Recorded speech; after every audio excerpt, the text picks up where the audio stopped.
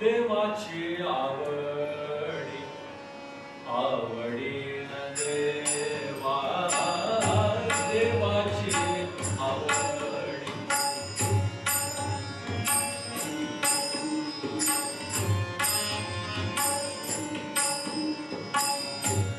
आवडीन देवा देवाची आवडी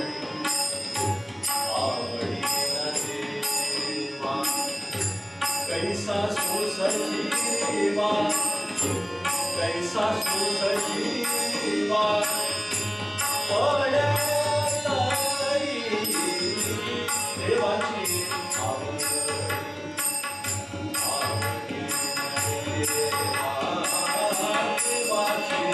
आवडी देवा देवाची आवडी देवाची आवडी देवाची सत्यनाथ महाराज की जय।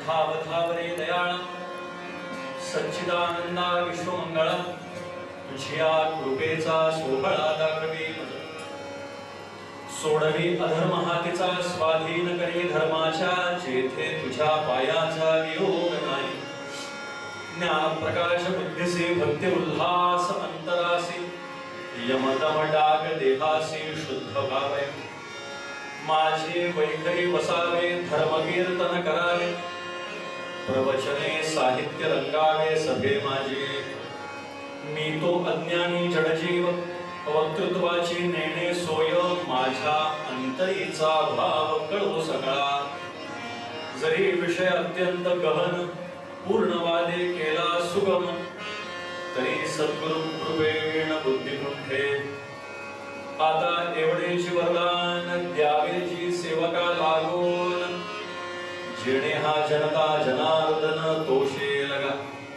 आता श्रोत्यांची विनवणी करीतसे डोई ठेवोनी चरणी मी बालक तुम्हाला गोनी सांभाळावे आता द्यावे जी अवधान तुमच्या भक्तीने मी बोले कृपा करोनी सावधान भावे देवा जरा जय जयकार जोरात राजाधिराज रामचंद्र महाराज की जय।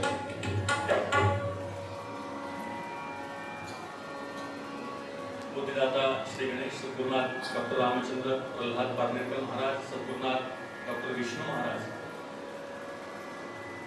या सायंकालीन सत्रामध्ये सायंकालीन सत्र आपण जरी म्हणत असलो तरी हा प्रदोष काळ आहे श्रावण महिना चालू आहे कालपासून आपण श्रावण मासारंभ काल सोमवारपासूनच प्रारंभ झाला पण हा जो संध्याकाळी सूर्यास्ताचा हा जो काळ आहे आवाज ठीक आहे मला मला मला स्वतःला कमी वाटतं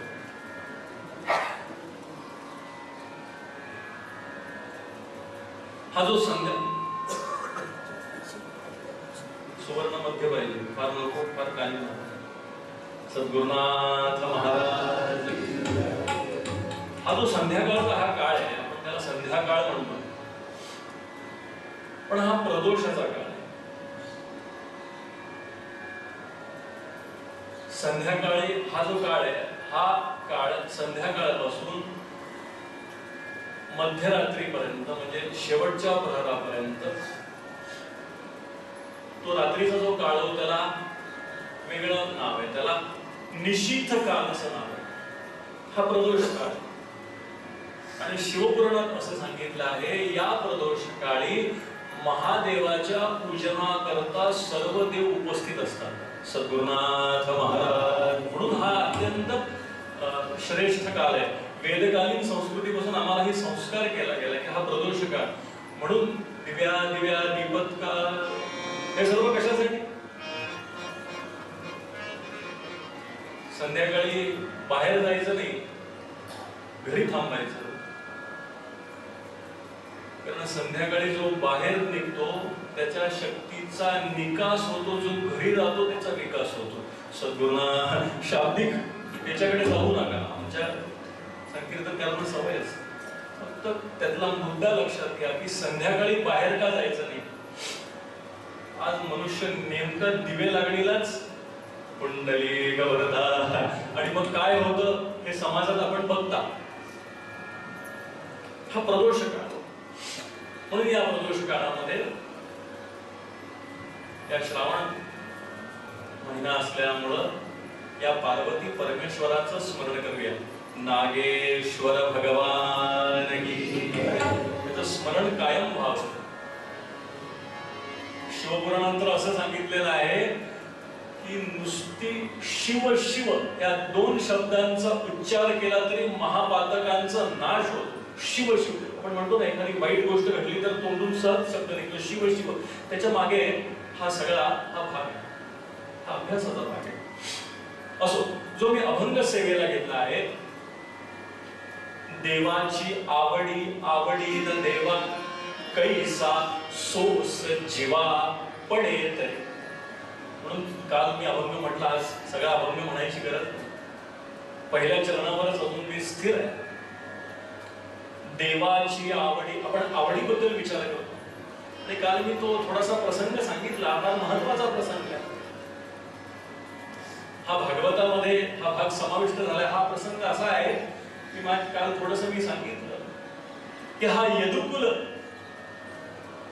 नंदन असलेला भगवान गोपाल कृष्ण हा जेव्हा उद्धवाला उपदेश करतायत तेव्हा हा सगळा संदर्भ सांगतायत की म्हणले माझ्या जो कुळाचा प्रमुख आहे राजा यदू, हा मोठा पराक्रमी राजा आहे. पण पराक्रमी जरी असला तरी नम्र आहे. आणि या यदूची म्हटले वनविहाराला हा जेव्हा गेला तेव्हा भगवान दत्तात्रय म्हणजे अवधूताची त्याची भेट झाली.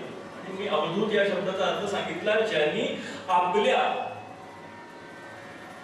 आत्मबोधानं हा त्याचा सर्व परिसर आणि हा सर्व प्रपंच स्वच्छ शुद्ध केला, शुचित्व ज्याला प्राप्त केलं असा तो अवधूत. शुचित्व हा सुद्धा फार महत्वाचा विषय.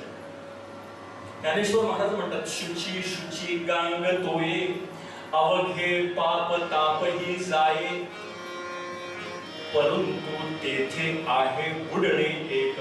सद्गुरुनाथ महाराज, शुची शुची, गंगा कितीही पवित्र असली, गंगा कितीही पवित्र, कशी आहे गंगा? शुची शुची गांग तोये. तोय म्हणजे पाणी, गांग म्हणजे गंगेच. शुची शुची किती आहे? एकदा नाही, निश्चयार्थे विरुक्ती दोन वेळा ज्ञानेश्वर महाराज म्हणतात, शुची शुची गांग तोये अवघे पाप तापही जाये. गंगा कशी आहे? शुची शुची, अत्यंत पवित्र. कारण ती भगवान नारायणाच्या चरणापासून निघाली आणि महादेवाच्या मस्तकापर्यंत पोहोचली, अशी ती गंगा. ती कशी आहे? शुची शुची गांग तोये अवघे पाप तापही जाय मान्य, परंतु तेथे आहे बुडणे एक. कुंडली गवरदा. म्हणजे हा प्रपंच सुद्धा त्या गंगेसारखाच पवित्र आहे, शुची शुची आहे. पण त्या संसारामध्ये जर पोहता आलं नाही तर गंगेमध्ये जसं न पोहणाऱ्याची गत होते तसं या संसारामध्ये आपली गत होऊ शकते. हा बोध हा अवधूताने यदूला केला. अरे म्हटलं तू खूप शुद्धमती दिसतोय. बघा शब्द कसा, देव कसे शब्द वापरतात. मला याच्यामध्ये आनंद असा वाटतो की देवांचे शब्द किती छान आहेत. बघा, प्रत्यक्ष भगवान दत्तात्रय अवधूत यदूला सांगतात, अरे यदू तू शुद्धमती आहेस, तू शुद्धमती आहेस. यदू म्हणतात सर्व तुमची कृपा आहे, पण मला एक प्रश्न आहे तुम्हाला, मला एक प्रश्न आहे. ते म्हणाले तुम्ही सुद्धा या प्रपंचामध्ये आहे, तुम्ही तर परमेश्वर आहात, तुम्ही तुमच्या आत्मबोधाने आहात, सगळं अवधूत तुम्ही झालेला आहात, सर्वांना शुद्धमती तुम्ही करता. पण असा असून देखील, सर्वज्ञ तुम्ही असून देखील, सर्व जाणकार असून देखील तुम्ही अगदी बालभावानं राहता. सद्गुरुनाथ बालबुद्धीने नव्हे म्हटलं बरं का, बालबुद्धीनं नव्हे, तुमचा जो भाव आहे ना हा बालभाव आहे. येतो ना खूप आनंद. ऐक परमार्थाची लक्षणे काल जे सांगितलं, ऐक परमार्थाची लक्षण निवडणे कांडणे रांधणे हे कर तू विवेके. एकनाथी भागवतामध्ये आली होती. म्हणून मी काल सांगितलं की सुख म्हणजे काय, हे सर्व कशासाठी चालू आहे. आपला मूळ हेतू लक्षात ठेवायचा. देवाची आवडी हे सर्व कशासाठी, हे शुद्ध कशाला पाहायचं. आपण शुद्ध कशात, आपण मंदिरात येताना सुद्धा आपण चपला बाहेर का ठेवतो, पाय धुवून काय येतो की निदान बाह्यांतर अभ्यंतर शुद्धी होईल, पण निदान बाह्य शुद्धीसाठी चपला बाहेर ठेवायचं. पण काही मंडळींचं जर लक्ष जर बाहेर असेल, तिथे रामाला हात जोडताना, आता बरं हे मंदिर खूप आतमध्ये आहे, काही मंदिर अगदी रोडवरच असतात, अगदी रस्त्यावर, अगदी ट्रॅफिक चाललं असतं, आम्ही चाललं असतं, तिथे देवाला हात जोडत आहे. तस्मात् कारुण्य भावेन रक्ष रक्ष परमेश्वर. सद्गुरुनाथ माझं रक्षण नाही तरी माझे ते चपला काढल्या कालच आणल्या, त्याचं असं जर आमची जर बुद्धी असेल तर ती शुद्धमती असू शकत नाही. ही वृत्ती सहज येणं हे अगदी क्रमप्राप्त आहे. त्या वृत्तीकडे आपल्याला जायचं नाही. शुद्धमती याचा अर्थ शुची शुची गांग तोय. त्यामुळे सुख म्हणजे काय, त्याला कुठे सुंदर शब्द वापरले संस्कृत मध्ये, इतकं छान आहे ते सुपामध्ये. म्हणून मी सांगितलं की चालणे आपल्याला नको आहे, गुणदोष आपल्याला नको आहेत. आपल्याला गुणदोष नको आहेत, गुणदोषांचा खडखड खडखड आवाज येत राहतो, ते आपल्याला नको आहे. मग सुख चांगलं आहे, कारण धान्य जन्माला येतं हे फोलपट त्याच्या सोबतच जन्माला येतं. ते काही वेगळी जन्माला येत नाही, त्याच्या सोबतच जन्माला येतं. शुद्ध असतात, पण त्या शुद्धाबरोबर अशुद्धही जन्माला येतं. कुंडलिक वरदा हे माणसाने लक्षात ठेवलं पाहिजे. शुद्धाबरोबर अशुद्ध जन्माला येतं. म्हणून सुख मध्ये जे पाखडतात धान्य, म्हणून उत्तम धान्य आपण घ्यावं आणि आपल्यातले जे अवगुण आहेत हे बाहेर पाकडून फेकून द्यावे. एकनाथ महाराजांचं म्हणणं छान आहे, जो आपण ऐकलेला जो. म्हणून त्याला मोठे सुंदर शब्द वापरले, त्याला दोन शब्द वापरले. एक आहे हेय, एक आहे हेय. क्षमा करा, मुद्रेमध्ये चूक झाली. हेय आणि उपादेय. हेय म्हणजे जे वाईट आहे, जे फोलपट आहे ते फेकून द्या.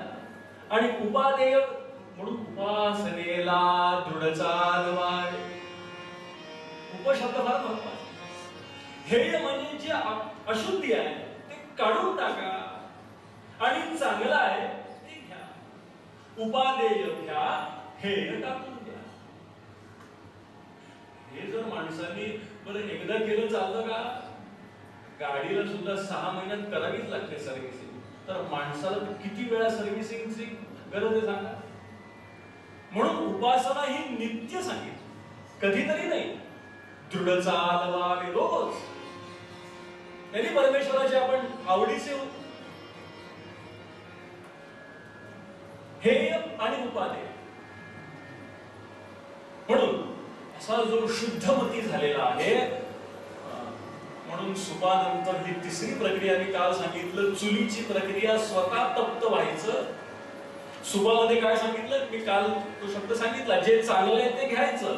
यद् रोचते तद्ग्राह्यम यद् न रोचते तत्त्याज्यम सुखैनैव भोक्तव्यम. असं श्राद्धामध्ये कालचा मंत्र मी सांगितलं. यद् रोचते चांगलं घ्या, वाईट टाका. असा शुद्धमती झालेला जो असतो ना,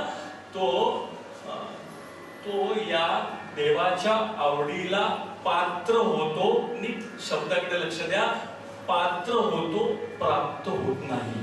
कुंडलिक वरदार जरी एकले अवधान दीजे, तरी सर्व सुखासी पात्र होईजे. हे प्रतिज्ञोत्तर माझे उघड ऐका. पात्र होईजे सांगितलंय, प्राप्त होईजे नाही सांगितलेलं आहे.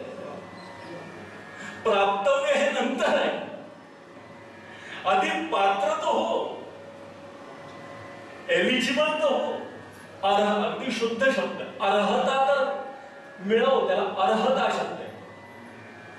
You should be eligible. 12वी करायची असेल तर तुला 10वी करावीच लागेल बाबा. मी इंदोरला असताना आमचं जनरल प्रमोशन केलं होतं. अर्जुन सिंगजी होते त्यावेळेस. आम्हाला काही परीक्षा त्या वर्षी 1984 हा वर्ष माझ्या विशेष लक्षात याकरता राहील की त्या वर्षी भोपाल गॅस काढ, या वर्षी भोपाल गॅस त्रासदी, दुसरे इंदिरा गांधींची हत्या, मग शिखांवरती सगळे हल्ले, आणि तिसरा महत्वाचा मुद्दा म्हणजे आरक्षण. आरक्षणाचं खूप चाललं होतं. हे असं सगळं झाल्यामुळे आमच्या मुख्यमंत्र्यांनी उदार होऊन सगळ्यांना जनरल प्रमोशन, परीक्षा विरीक्षाने you are promoted to next class. बरोबर, त्याचं डॉक्युमेंट काही दिलं नाही. त्यामुळे जे लोक एमपीहून बाहेर गेले त्यांना पुन्हा 8वी द्यावी लागली. सद्गुरुनाथ महाराज. अर्हता, तुम्ही 8वीहून 9वीहून प्रमोटेड, ठीक आहे, डॉक्युमेंट आणा. नाही होते. आमच्या मुख्यमंत्र्यांनी सर्वांना ढकललं पुढे. पुरावा काय? हा जो विषय आहे. म्हणून पात्र होईचे, प्राप्त होईचे नाही, पात्र होणं फार महत्वाचं आहे. म्हणून देवाच्या आवडीचं पात्र व्हायचं. हा पात्र आहे येदू. म्हणून पुन्हा येदू अवधूत संवाद मला याकरता सांगावं असं वाटतंय की देव त्यालाच देतो जो पात्र आहे. सर्वांना देत नाही देव, सर्वांना देव देत नाही. जो पात्र आहे, जो पात्रतम आहे, आणि पात्रतर आणि पात्रतम असा संघर्ष करत जो जीवनात पुढे जातो त्याच्यावर परमेश्वर कृपा या करता करतो. कारण परमेश्वर स्वतः पुरुषार्थी असा पुरुषोत्तम आहे. परमेश्वर इतका पुरुषोत्तम कोणी आहे का? कोणीच नाही. तो स्वतः कसा आहे. म्हणून तो काय करतो, तो पात्रावर कृपा करतो. पण आम्ही असं ऐकले, जे कारंजले गांजले त्यांच्यावर कृपा करणारा देव नाहीये. लक्षात घ्या. कोणाच्या भावना दुखवायचं माझं म्हणणं नाहीये. संतांचं म्हणणं आपण अर्धवट समजून घे. अरे त्याच्यावर तो नाही, तू पात्र हो, तुझ्यावर कृपा केल्याशिवाय राहणार नाही. आणि तू पात्र झाला ना, तुला त्याला शोधत, तो तुला शोधत येईल. कुंडली वरदा, तो शोधून येऊन कृपा करतो. देवाचं हे वैशिष्ट्य आहे. सारखं त्याच्याकरता यात्रा करावी लागत नाही. तो शोधत येतो, तो शोधत येतो आपल्याला. जो पात्र आहे त्याच्यावरती कृपा करण्याकरता. म्हणून हा येदू पात्र असल्यामुळे त्याच्यावर कृपा केली. पण येदूने जो प्रश्न विचारला तो मोठा छान आहे, मला फार आवडतो. येदू म्हणतो, देवा तू हे सर्वज्ञ आहे, तुला सगळं माहिती आहे, तू कसा आहे? पारनेकर महाराजांची मोठी सुंदर आर्या. काय तुला प्रभु भावा, काय तुला प्रभु भावा, करतुम अकरतुम वा अन्यथा करतुम, आहे तो तू भावे, आहे तो तू भावे, कर्म कठीण हे परंतु वरमाय.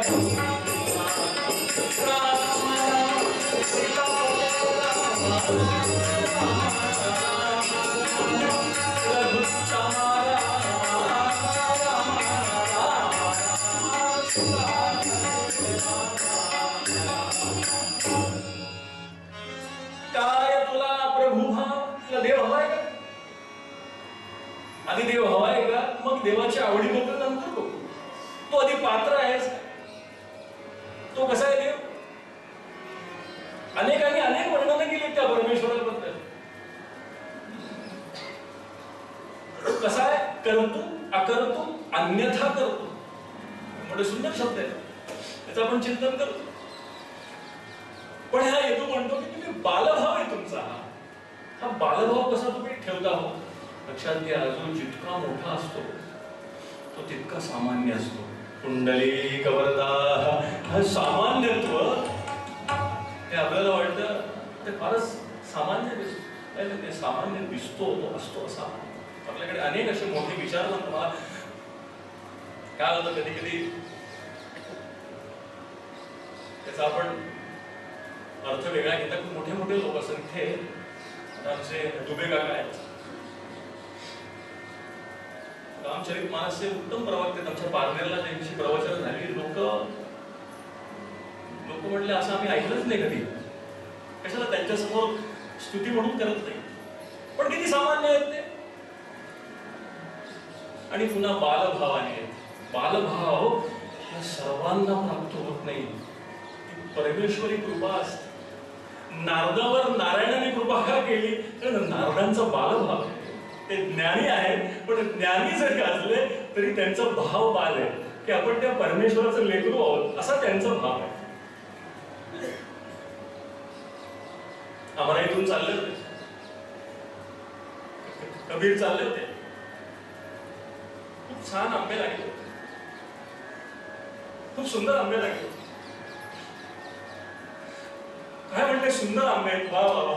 काय या परमेश्वर, लक्षात घ्या, परमेश्वराच्या या सर्व कृतीबद्दल जाणून ज्याचा अंतःकरण भरून येतो, जो पुलकित होतो ना, त्याचा बालभाव जागृत होतो. सर्वांचं होतो काय?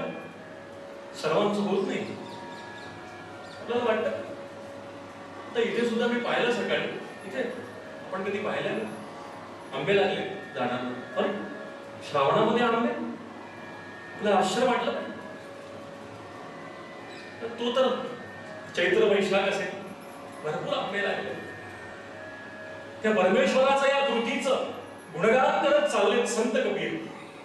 जाता जाता त्यांच्याकडे लक्षात आलं नाही, कुठून तरी एक दगड आला, जोरात दगड आला आणि बरोबर इथे बसला, कपाळावर ठण. दगड बसला, कपाळ फुटलं, भळभळ भळभळ रक्त वाहलं. हातात गमछा होता, गमछाने दाबलं ती जखम, रक्त दाबलं. इकडे तिकडे पाहू लागले काही लहान मुलं तिथे. आता लहान आंबे म्हटलं लहान येणार असलं, लडके ही लढतपण करते. लहान आंबे तोडण्याकरता दगड मारला, तर त्यांना काय माहिती हे चालले. डोक्यात बसलं. कबीरांनी मुलांना पाहिलं, मुलांनी त्यांना पाहिलं. अरे म्हणलं लागलं, चलो भागो. पळायला लागली मुलं पळायला लागली, कबीरही मागे पळायला लागले. घाबरली हो मुलं, अरे बापरे यांना लागलं, आता हे झोडणार आपल्याला. धावत धावत धावत धावत कबीराने धरलं त्या मुलाला. कबीराने धरलं तर लहान लहान मुलं रडायला लागली. आजोबा लागलं का? तुमच्या आईबाबांना सांगू नका, आईबाबांना सांगू नका. रडायला लागली मुलं जोरात रडायला लागली भोकाड्यापासून. आणि कबीरांची अशी गंमत झाली, कबीरांनी त्या मुलांना रडताना पाहिलं आणि कबीरही रडायला लागलो. आता ते रडायला लागले तर मुलं अजून घाबरली. आजोबा खूप दुखतंय का? खरं सांगू नका आमच्या आई बाबांनी. मुलं रडायला लागली, कबीर रडायला लागले. रडणं थांबलं. त्या मुलांना जवळ घेतला आणि म्हटलं मी काय कोणाला सांगणार? मग आजोबा तुम्ही का बरं रडताय? कबीर म्हणाले, अरे बाळांनो, तुम्ही दगड फेकताय एका जड वृक्षावर तुम्ही दगड फेकताय आणि तो जड वृक्ष त्या दगडाच्या बदली, त्या जडाच्या बदली तुम्हाला आंबा देतोय. पण माझ्यासारखा चेतनयुक्त आत्मा दगड लागून तुम्हाला काय देणार? सद्गुरुनाथ महाराज ते वृक्ष तुम्हाला फळ देतोय त्या दगडाच्या बदली. पण माझ्यासारखा चेतन ज्याला म्हणतात, जड आणि चेतन हे दोन्ही वेगळं नाही, दोन्ही एकच आहे. ते दोन्ही मिळून पूर्ण आहे. ज्ञानेश्वरांनी भिंत चालवली, जड भिंत चालवली. कशी चालवली? त्या जडात चेतन होतच. कुंडली वरदा, ते चेतन नसल्याशिवाय ते चालू शकत नाही. त्यामुळे जड आणि चेतन हे काही दोन्ही वेगळं नाहीये. हे हा थोडं तत्वचिंतन मी सांगतो. मला सांगायचं तात्पर्य की ते कबीर म्हणतात, अरे बाळांनो, ते वृक्ष देतोय निर्जीव, पण माझ्यासारखा सजीव माणूस तुम्हाला काय देतोय? याला बालभाव म्हटलंय. कुंडली गवरदा, याला बालभाव. हा बालभाव इतका जो संतांच्या अंतःकरणात आहे, तो आपल्याकडे येऊ शकतो का? असा जर आला तर आपल्या इतका देवाच्या लाडका पुढे नाही आणि देवाच्या आवडीचा विषय. कारण देव सुद्धा स्वतः अत्यंत बालभाव बाळगून आहे. भगवान गोपाल कृष्ण द्वारकेचा राजा असला तरी तो सामान्य करता कोण आहे, पेंड्या करता कोण आहे? तरी तो बालभाव सांभाळला. हे भगवान गोपाल कृष्णाचं सर्वात मोठं वैशिष्ट्य आहे. हा बालभाव आपल्याला सन्मान देतो का? हा बालभाव आल्यानंतरच परमेश्वराची स्तुती करण्याचा अधिकार प्राप्त होतो. हा वैदिकांना अधिकार प्राप्त झाला. वैदिकांनी परमेश्वराची अशा बालभावाने उपासना केली. ऋग्भी स्तुवंती यजुर्भी यजंती सामभिर गायंती अशा पद्धतीने त्याच्या पायऱ्या टप्प्याटप्प्यात आहेत. स्तुती करण्यासाठी परत माझ्या शब्दावर येतो, असा मनुष्य स्तुती करण्यासाठी पात्र होतो. पात्रत्व सोडायचं त्या, म्हणून पात्र फार महत्वाचं आहे. त्याचा वेगळाही अर्थ आहे. हा आलं पात्र आमचं पुंडली गवर्धा का हो साहेब आले का ऑफिसून, हा आमचं पात्र आलं,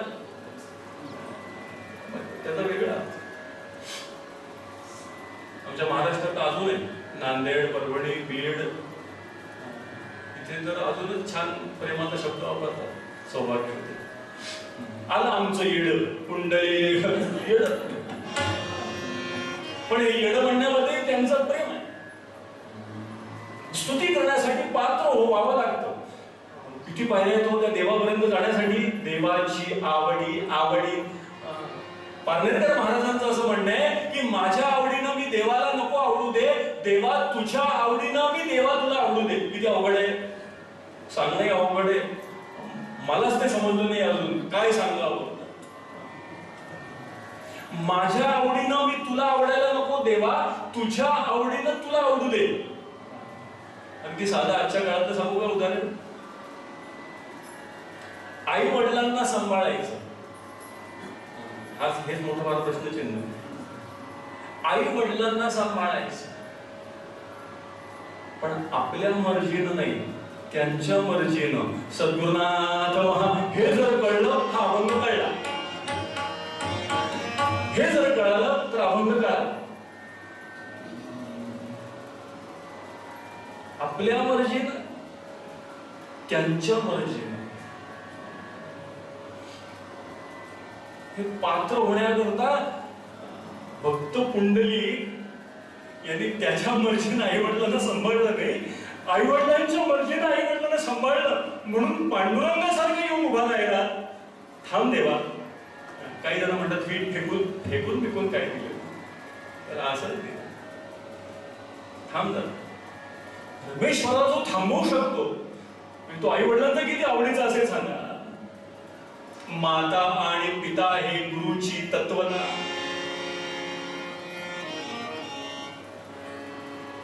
परमेश्वर अशांच्या घरी आला का तू आई वडिलांना सांभाळतोय ना तुझ्या मर्जीप्रमाणे, त्यांच्या मर्जीप्रमाणे. तसं पारनेरकर महाराज म्हणतात माझ्या आवडीनं मी देवा तुला नको आवडायला, तुझ्या आवडीनं मी तुला आवडू दे. आता तुझी आवडी काय सोपं आहे का? स्तुतीस तुम्ही पात्र होऊ दे. मी पात्र आहे का स्तुतीला?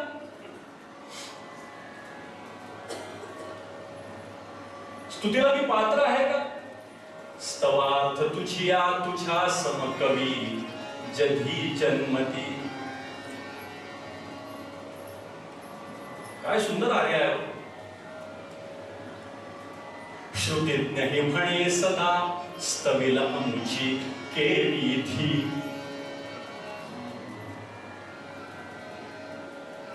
आर्या कोणाची? अतर्क्य महिमा तुझा. प्रत्येक आर्या म्हणायची पद्धत वेगळी. ते काय म्हणतात? अतर्क्य महिमा तुझा गुण ही फार बा हे विधी. अतर्क्य काय शब्दाकडे लक्ष द्या. अतर्क्य महिमा तुझा गुण ही फार बा हे विधी. श्रुतीज्ञ हे म्हणे सदा स्तविल आमची केली धी. शब्द कुठे तोडायचा, कुठे अल्पविराम स्वल्पविराम.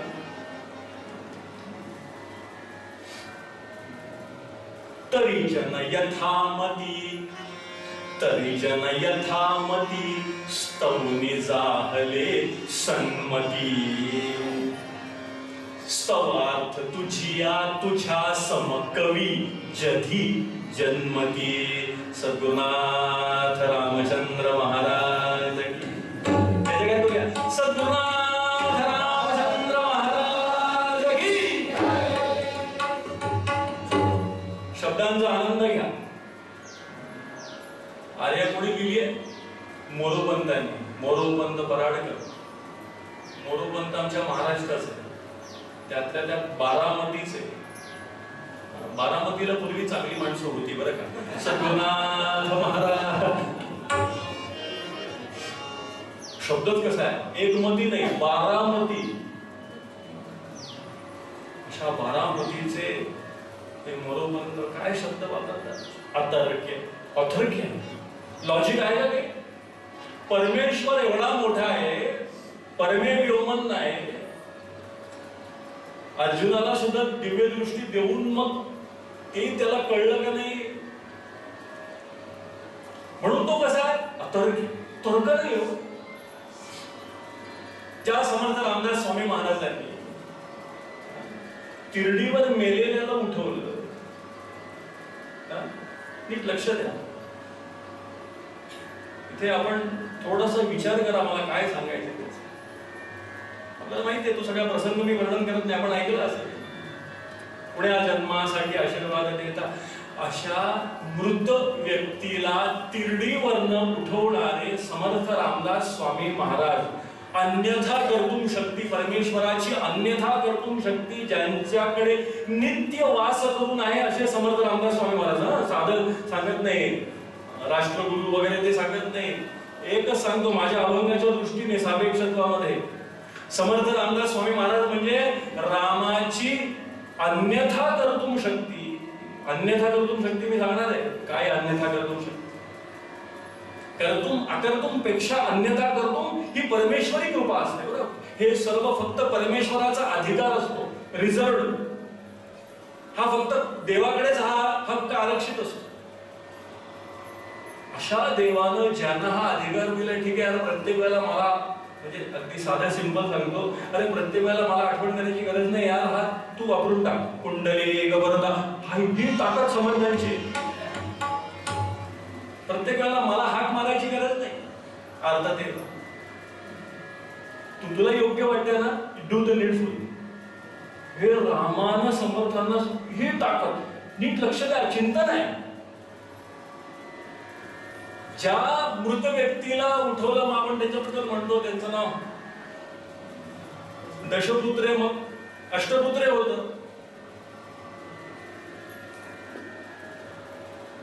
आशीर्वाद दिला, अष्टपुत्रा सौभाग्यवती हो. अहो पण मी सहज मनाला चालली. अष्टपुत्र म्हटलं का 2 वाढवून देतो. दशपुत्रांचं 2 वाढवून देतो. तर दशपुत्र हे जे आडनावाचे ते त्याच त्याचे नंतरच्या पिढीचे लोक आहेत. अशा मृत व्यक्तीला उठवणारे समर्थ रामदास स्वामी महाराज जे मृत व्यक्तीला उठवू शकतात, त्यांनी सांगा बरं, छत्रपती श्रीमंत छत्रपती शिवाजी महाराज गुडघी रोगानं त्रस्त असताना त्यांनी रामाला प्रार्थना केली नसेल का? पुन्हा छत्रपती आणि त्यांचा संबंध असा गुरु शिष्याचा संबंध, आपला शिष्य गुडघी रोगानं निवर्तणार हे त्यांना माहित नव्हतं का? त्यांना माहित नव्हतं असं तुम्हाला म्हणायचं आहे का? त्यांना माहित असून त्यांनी रामाला प्रार्थना केली नसेल का? पण रामाने ऐकलं का? सद्गुरुनाथ महाराज, नीट लक्ष द्या या शब्दावर आहे. म्हणून काय शब्द वापरतात? मोरोपंत फार सुंदर शब्द वापरतात. अतर्क्य महिमा तुझा. अरे काही कळत नाही यार. त्या मृत व्यक्तीला ज्यांनी उठवलं ते ठीक आहे, त्यावेळेला ठीक होतं, पण छत्रपतींचं नाही. प्रत्येक हे बघा, एक गोष्ट नेहमी लक्षात ठेवा. पारनेरकर महाराजांचं सांगतो तुम्हाला. पारनेरकर महाराज म्हणतात, तुम्ही उपासनेनं देवाला गुलाम करू शकत नाही. कुंडली वरदा कोणी सांगत असतील ना, ते खोटं आहे. आम्ही भक्तीने आम्हाला काही होत नाही, तो स्वतंत्र आहे, स्वयंभू आहे, विभू आहे, त्याला विभू एक शब्द आहे. कोणी जर म्हणत असेल, संत म्हणत असेल, तर संतांचंही वचन नाहीये योग्य, असं मी या गादीवरनं सांगतो. तुम्ही भक्तीनं आणि उपासनेनं त्याला तुमचा गुलाम करू शकत नाही, ही गोष्ट नीट लक्षात घ्या आणि उपासना करा. तुम्ही उपासनेनं प्रार्थना करू शकता, इट्स अ रिक्वेस्ट. आगे मर्जी राम की. तुम्ही तुमची मर्जी चालू शकत नाही. ते अलौकिक काही जे होऊन गेले लाखात, त्यांचंच फक्त ऐकलेलं आहे. सगळ्यांचं ऐकत नाही देव, प्रत्येक वेळेला नाही ऐकत. सगळ्या द्रौपदी करता येत नाही, एका द्रौपदी करता आला. ते त्याने ठरवलं. तो कसं ठरवेल हे आपल्याला कसं मिळणार हो? आपण साधी एक माळ जप करतो, एक माळ जप करतो, आणि त्या एका माळेवर आम्ही काही सांगतो रामाला, आणि रामाने ऐकावं असं तुमचं म्हणणं आहे? असं होऊ शकत नाही. तुम्ही उपासनेनं देवाला गुलाम करू शकत नाही, तो स्वतंत्र आहे, अन्यथा कर्तृ नाही. हे आपण लक्षात घ्या. हे सगळं जाणून बुजून उपासना करा. कारण तो कसा आहे, आता महिमा तुझं कळत नाही. मागे बहुतांचे फेडलेले ऋण आम्हासाठी कोण आली धाड. कशाला म्हणतात संत? संत म्हणतात, अरे एवढ्याच केलं, माझं का नाही केलं? कारण मला माहिती यार, तुझी मर्जी मी सांगू शकतो, मी तुला फक्त उपासनेने प्रार्थना करू शकतो, मी तुझ्यावर हुकूमत गाजवू शकत नाही. जय जय रघुवीर समर्थ. समर्थ काय म्हणतात? तो राम एकच समर्थ आहे, त्याला अन्यथा कर्तव्य म्हटलंय. जो समर्थ आहे ना, तोच अन्यथा कर्तव्य असू शकतो. पण स्वतःकडे दास्यत्व पत्करलं, त्यांनी दास्यत्व पत्करलं म्हणून का? कारण त्यांना माहिती आहे समर्थ. पारनेरकर महाराज म्हणतात, अरे प्रपंच केला आणि शेवटपर्यंत ज्याला कळलं नाही की मी प्रपंच केला, त्याचा परमार्थ झाला. आणि मी केलं, मी जप केला, मी यज्ञ केला, मी अमुक केलं, अमुक कर्तृत्व भाव ज्याच्यात जागृत झाला, 1.25 लक्ष जप केला. जपात लक्ष होतं का? सद्गुरुनाथ महाराज जपात लक्ष होतं. मी 1.25 लक्ष जप केला. परत एकदा सांगतो, ज्याने प्रपंच केला आणि शेवटपर्यंत त्याला कळलं नाही आपण केला, तो प्रपंचच केला. जे झालं ते परमेश्वर कृपेने झालं, त्याचा परमार्थ झाला. आणि ज्याने परमार्थ केला आणि मी केला, त्याने परमार्थाचा प्रपंच केला. सद्गुरुनाथ महाराज. नीट लक्ष द्या, थोडं चिंतन आहे, थोडं चिंतन आहे. आणि तुमच्यासारखे चांगले ग्राहक मिळाल्यानंतर असं चिंतन येतं. त्यानंतर आम्हाला काय, आम्ही पाट्या टाक्यात एक नंबर आहे. आम्ही मंडळी आहे ना, ग्राहक बघूनच उघडतो पुढे. एक उर्दू शायर म्हणतो, हाली, त्याचं नाव हाली, आपण त्याचे शेर अभ्यास आहे. हाली तो असं म्हणतो, माल है नायाब पर ग्राहक है अक्सर बेखबर. माल है नायाब पर ग्राहक है अक्सर बेखबर, इसलिए हाली ने दुकान खोली सबसे अलग. सद्गुरुनाथ महाराज. कारण काय, सगळे ग्राहक भेटत नाही. पात्र असले तर मग सांगण्यात मजा येते. श्रोते पात्र आणि बुवाई पात्र असं असलं तर श्रोता वक्ता श्रीराम समर्थ. मला सांगायचंय की उपासनेला आपण गुलाम करू शकत. तो कसा आहे? अतर्क्य महिमा तुझा गुण ही फार बा हे विधी ब्रह्मा. विधी म्हणजे कोण? ब्रह्मदेव. अतर्क्य महिमा तुझा गुण ही फार बा हे विधी. श्रुतिज्ञ ही म्हणे सदा. श्रुतिज्ञ म्हणजे वेद जाणणारे. मोठ्या अधिकारी बसलेत समोर, वेदांचे अधिकारी बसलेत, राजोपाध्ये काका बसले, त्यांचे काका बसले. वेद जाणणार, वेदांचा उच्चार करणार. श्रुतिज्ञ. ज्ञ म्हणजे काय? ज्ञ म्हणजे जाणणे. अल्पज्ञ. आपण कसे आहोत? अल्पज्ञ, अल्प जाणणारे. तो कसा आहे? राम कसा आहे? सर्वज्ञ, सर्व जाणणार आहे. तुम्ही काही म्हणा, त्याला सगळं माहिती, त्याला काही वेगळं सांगावं लागतं. श्रुतिज्ञ ही म्हणे सदा स्तविल आमची केली. आमची धी, बुद्धी नाही ना, धी. धी म्हणजे काय? परत चिंतन आहे. सगळं आजच नको, उद्या बघूया. धियो यो न प्रचोदयात. बुद्धीला प्रेरणा नाहीये, त्या धीला प्रेरणा आहे. म्हणून त्यांची समाधी आहे. का? त्यांची धी सम आहे. सद्गुरुनाथ महाराजांच्या अशांच्या समाध्या होतात, अशांच्या समाध्या होतात ज्यांची धी सम आहे. धी म्हणजे काय? धियो यो न प्रचोदयात. का? प्रचोदन आहे, प्रेरणा आहे, बुक्कीवर नाही. आपण म्हणतो ना, उठ उठ उठ. नाही बाबा, मला झोप आली, उठ. देतो ना बुक्की. ही बुक्की आहे गायत्री मंत्र म्हणजे. 64 लाख व्हायब्रेशन्स आहेत त्याच्यात. किती? 64 लाख. सगळं संशोधन झालं, कंपन आहेत. म्हणून गायत्री मंत्र इतका विधीपूर्वक उपनयनाद्वारे दिला जातो. तो का असा देण्यासारखा आहे का की दिलं श्रीफळ घेतलं पदरात, असं नाही येत. म्हणून त्याचा उच्चार कोणी करावा, कोणी, सगळे वेदामध्ये सांगितले. पण आमचे MP UP मध्ये काय माहितीये का, काही काही गोष्टी कळत नाही. सकाळी सकाळी कॅसेट लावतात. ओम भूर्भुवस्वः तत्सवितुर्वरेण्यं भर्गो देवस्य धियो यो नः ओम भू. याच्या इतकं पाप नाही सांगतो तुम्हाला. सद्गुरुनाथ आमचे शंकराचार्य वगैरे याच्यावर काही आवाज उठवत नाही. ते त्यांच्या पाद्यपूजा घेत बसतात. ते हिंदूंचे मुख्य आहेत, त्यांनी सांगायला पाहिजे. तुम्ही इतर धर्माचं इस्लामवर काहीतरी बोलून बघा. नुसतं एकाने फ्रान्समध्ये कार्टून काढलं तर किती जाळपोळ झाली. आमच्या गायत्री मंत्राला चाल लावली तुम्ही. ओम त्र्यंबकम यजामहे सुगंधिं पुष्टिवर्धनम्. कॅसेट आहे. आम्ही मोठ्या आवडीने, आम्हाला असं धन्य वाटतं झाल्यासारखं. अरे काय आम्ही परमार्थ करतोय, वा वा वा, काय परमार्थ झालं. अरे हिच्या इतकं पाप नाही तुम्हाला सांगतो. तर ते गाणं म्हणताना सुद्धा ते गायक सुरेश वाडकरची आहे ती कॅसेट. सुरेश वाडकर. ओम त्र्यंबकम चूक, त्र्यंबकम चूक. वैदिक काय म्हणतात गुरुजी?